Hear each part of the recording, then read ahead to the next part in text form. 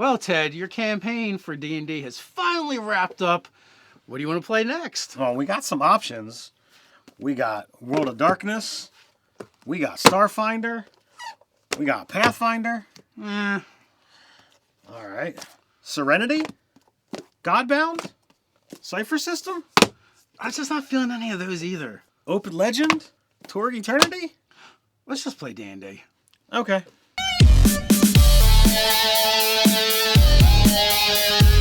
Welcome to Nerdarchy. Nerdarchist Dave here, and today I'm hanging out with... Nerdarchist Ted. Nerdarchy is a place for news, views, and homebrews for 5th edition Dungeons & Dragons, as well as other role-playing games. Don't forget to hit that subscribe button and attune to that notification bell. Alright, Dungeons & Dragons are all other role-playing games just inferior. Well, this is one of those things that kind of, has been the talk a lot around here. We've been playing D&D for decades, and most of our role-playing time that we've spent is on D&D instead of, the other games. And it kind of begs the question, why? So, without a doubt, Dungeons & Dragons is definitely the most popular game, possibly the first role-playing game to really come into existence. So, let's get into it and dissect it a little bit. And why is it so popular? Why do other games just not seem to get the same kind of traction? We have fans ask us all the time, why don't you talk about other games, which we'll get into later. Even our own friend Anthony is like, why don't you guys talk about other games? Or I just can't get other games going and I can't find a group for them. Well, I mean, we both have a history where we played with a group of friends and played other games. But for one reason or another, the games always wound up rolling back to D&D. And over the time that you and I have been gaming together, we have tried other games, and we've forced the issue, since joining Nerdarchy, or since starting Nerdarchy, of trying other things. And there's definitely something to be said about those experiences. Yeah, absolutely. So I guess, our early gaming and even talking to Nerd or Doug at times, they all kind of parallel each other in the sense that when we gamed in our teens, we played a lot more different games. But as we kind of settled into adulthood, we kind of settled on a particular game with, a little bit of branching out, but not nearly as much as we did when we were younger. Well, my group did not do as much experimenting as yours did. I got into the D6 version of Star Wars. I got into some Shadowrun, and I wound up making some interesting characters and having some fun. But when the choices always came, what do you want to play? We almost always settled on, let's play D&D. So why do you think that is? Is it like Old Faithful? Is it a comfort thing? It's like everyone knows the rules, everyone understands it. Maybe it's a genre issue. I mean, the fantasy genre does have a certain appeal, at least to me, that other genres don't, especially in those early days. I was reading fantasy novels. You could experience modern settings in your daily life, but you couldn't get to the place where, magic and monsters existed short of, in these, fictitious things. So now I've even heard people say that D&D is its own genre or its own trope, even aside from, fantasy, that it's its own thing. So what makes D&D its own thing that's a standout from, other games or other genres? I think the idea of kind of like the adventuring party kind of started with like Lord of the Rings and Tolkien, and there was definitely some things before that. You have Sinbad and he had his crew, King Arthur and the Knights of the Round Table. But D&D really doubled down on that and this idea that it's a small group or team that kind of goes out and solves problems. And with that, it builds those relationships, both, in game and out of game at your gaming table. I mean, one of the things we do know is fantasy as a whole was just very popular, fantasy and sci-fi. It does seem like fantasy gets more traction than sci-fi, especially when it comes to tabletop RPGs. Absolutely. Movies might not, feel that way, but with the RPGs, definitely. We also, in the current iteration of Dungeons & Dragons 5e, it's being streamed a lot. It's being supported in stream by, the people that actually make the game as well. So I'm sure these are a lot of things that are kind of pushing things forward, and we're seeing this like huge resurgence for D&D. Now, I've talked to third-party publishers and folks that are making other games, and they're saying they're not really seeing it the way Dungeons and Dragons is. Like Dungeons and Dragons is rising up, but these other games aren't really following at the same trajectory. Now, I have some of my own theories on that. Or what are your theories there? My thoughts are that Dungeons and Dragons has kind of always been the gateway drug to playing tabletop role playing games, right? Mm-hmm. So I have a theory that all those other games are going to actually begin to excel and propel forward as more people come into the hobby. And maybe they want to play something different. They want to play a different genre, whether it's horror or sci-fi or, mystery or, a detective or espionage type stories.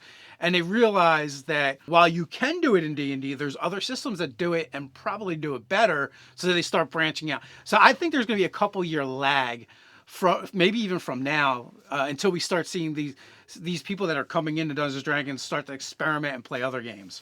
Well, I mean, from our experiences, we have played other games, and at times, oh, let's check out this or let's check out that.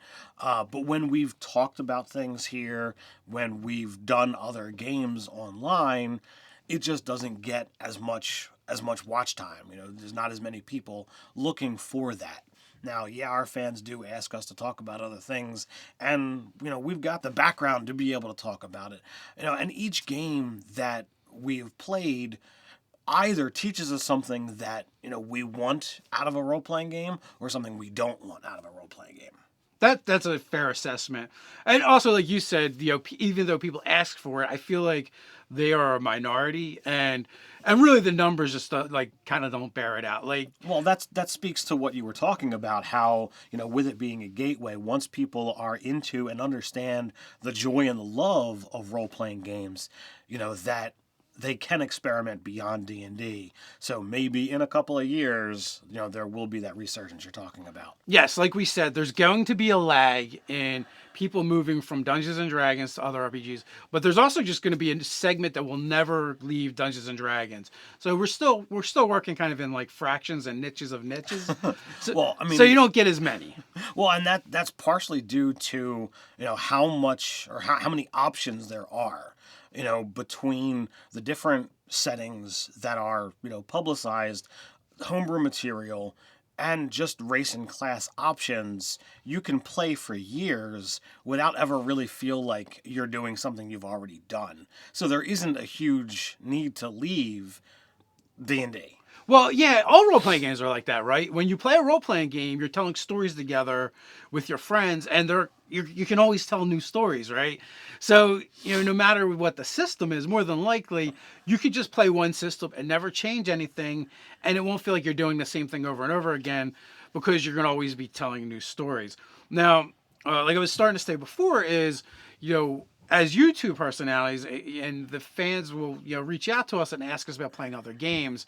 And like I said, I think that's kind of a minority. But not only that, when we stream other games, we can see a definite drop off from when we stream Dungeons and Dragons because people are aware of that. They know what that is. If you say Dungeons and Dragons, they kind of know what you're talking about.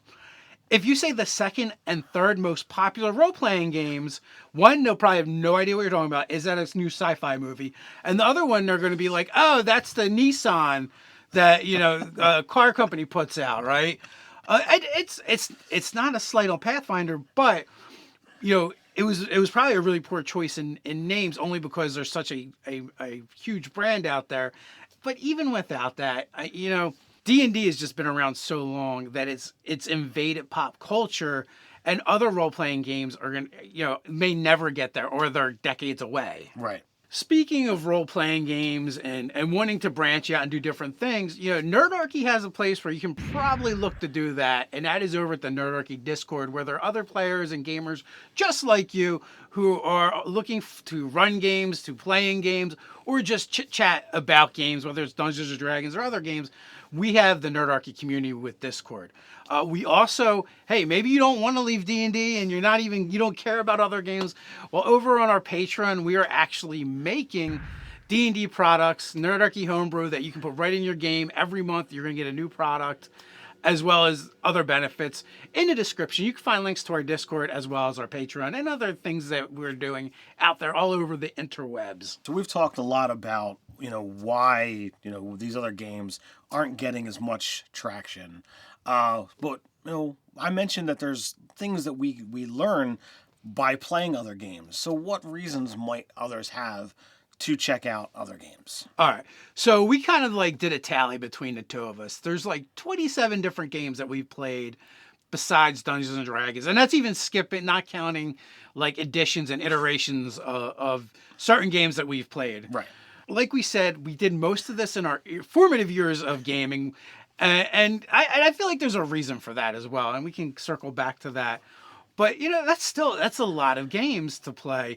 And there's always things that we can learn from playing new games. It's when we started playing Open Legend that we were exposed to Exploding Dice and went, oh, this is kind of really fun. Since then, I've played in 2 other games that also use Exploding Dice, Torg, and as well as Wrath and Glory. Yeah, and the concept of Exploding Dice really does make for more excitement at the table. You're playing D&D, you roll that nat 20, and it's excitement. You can watch stream games where people, literally, jump up in their chair. They're super excited that it happens.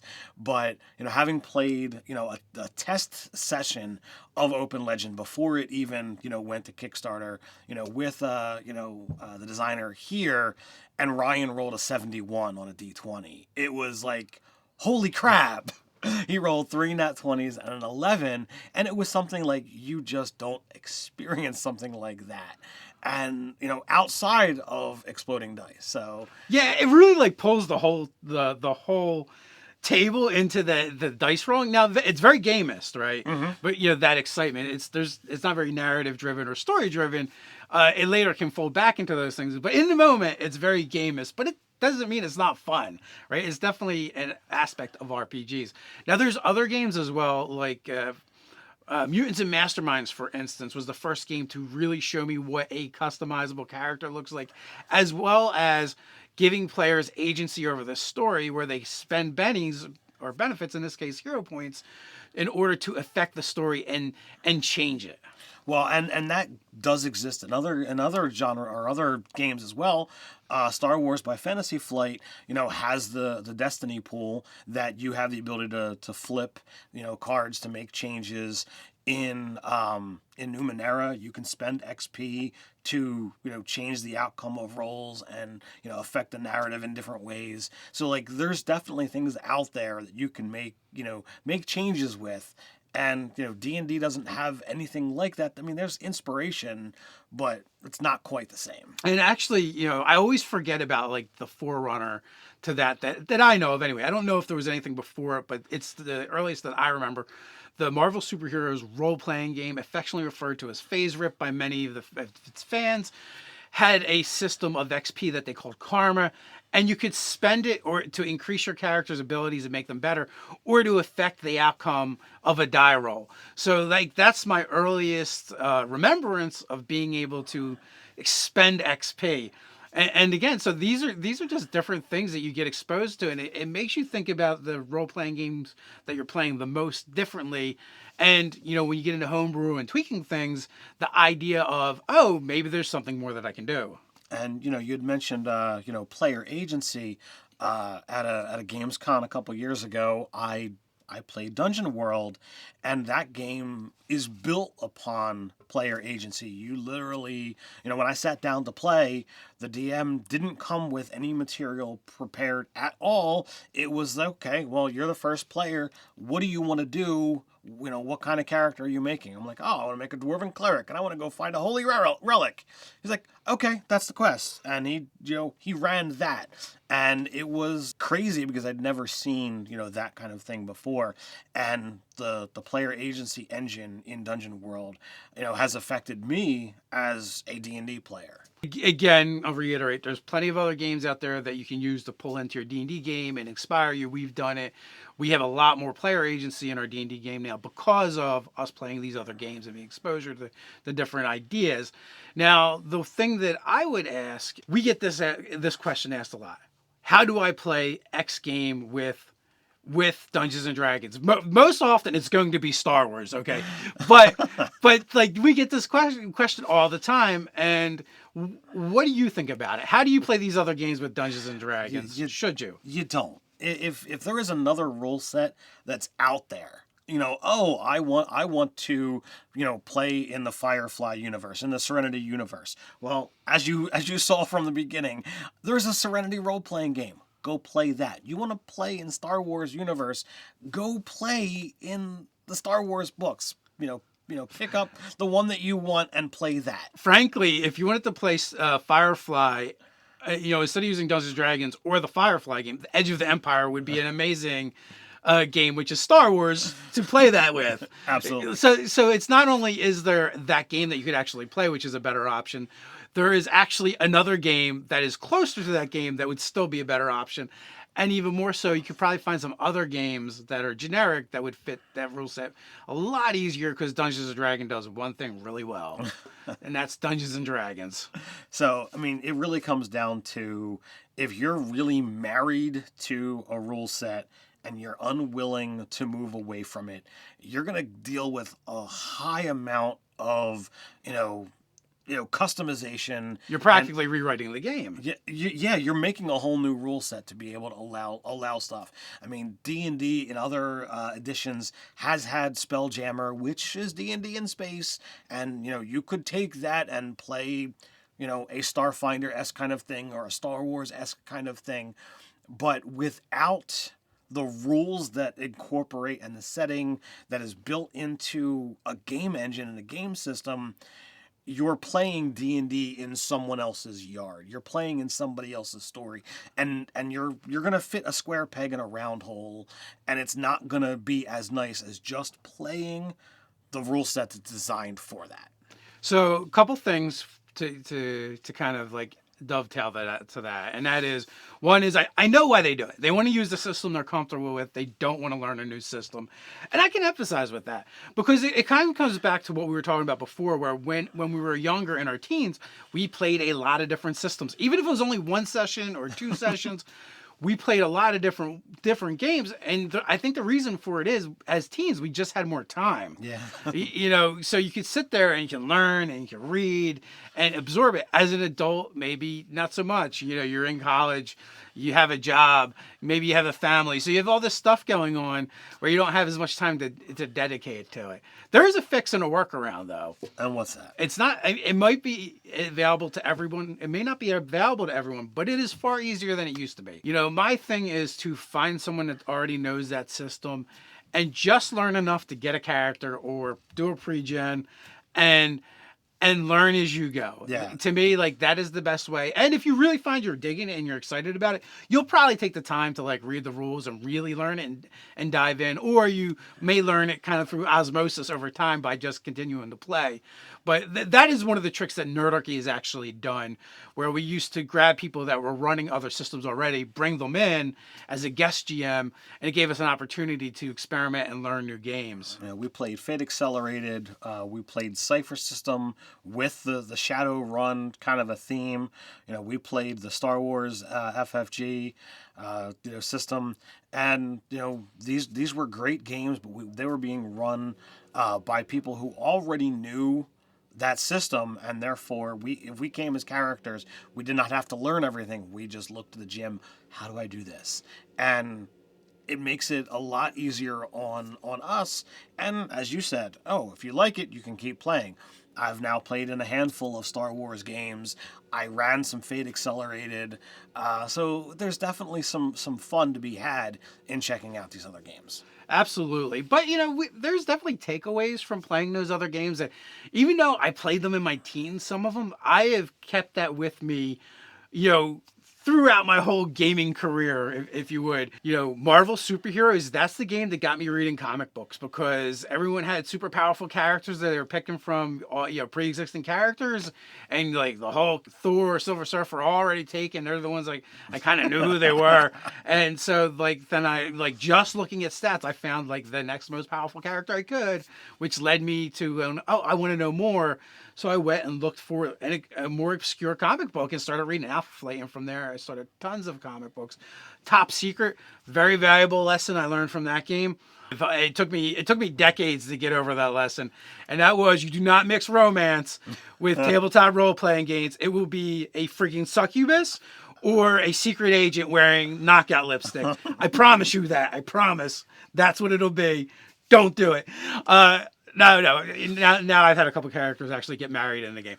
But it took me a long time to get over those. Middle Earth, right? The original Middle Earth role-playing game, you said, hey, sometimes games will teach us things we don't like. And that did. Like, the critical hit chart on that thing was crazy. Like, you got a particular result, and it was like, take an arrow through your ear, instantly removes all earwax. Oh, and you're dead. I'm like, that's not fun. I don't want to come to the game with a stack of characters. I want to kind of like keep playing. These are also other reasons why you play other games, because you get to get these other memories that you might not have gotten from the D&D table. Making a stack of characters, you mentioned making a stack of characters, and that reminds me of Kobolds Ate My Baby. It's a beer and pretzels game, totally amusing. And, it's not one of those games that you dive in and get serious and get into the role playing. When you want to have a silly, fun night and be willing to go through character after character as the kobolds die to, silly humans and farmers and, wolves that are out there as you're trying to steal babies. It's amusing. It's funny. And I enjoy it. And it adds that element of, well, sometimes you can have silly games. You want to break from your normal serious high tension D&D game. Kobolds is definitely a way to go. Mechanically, I mentioned a couple different things before that, are incredibly, amazing that you learn, oh, I like this, but, we played a game of World of Darkness where we didn't play vampire or werewolf or mage. We played World of Darkness. Oh, crap. These don't mix well together. So we learn you got to make sure that you're gonna stick to a rule set. You can't just go bonkers with it. Yeah, and also too, like you had mentioned before we started, Legend of the Five Rings. Mm-hmm.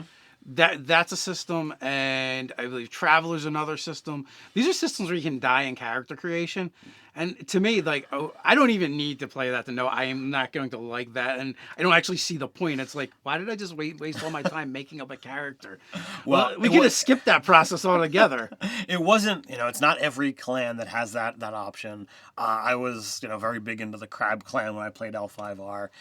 As part of the honor, you have to go across the wall and you have to go fight, some kind of dark thing. And depending upon how well you roll, just like that critical hit chart, you could come back with some kind of, awesome trophy, or you could just, you're dead, start your character creation process over. Yay. So, as you can see, like, we've gained a lot from playing different role-playing games. I don't know that we'll ever talk about a lot of them on the channel. We try and sneak them in from time to time. We've been pretty D&D centric lately. Let us know, would you like us to talk more about other game systems? If we get enough demand, we may just do it. If so, what? If so, what? Exactly. But we got a place where we can talk about that, and that is down in the comments below. While you're at it, don't forget to like, share, and subscribe. While you're down there, don't forget to stop by the description and check out that link to the Patreon, as well as the Discord channel. So until next time, stay nerdy.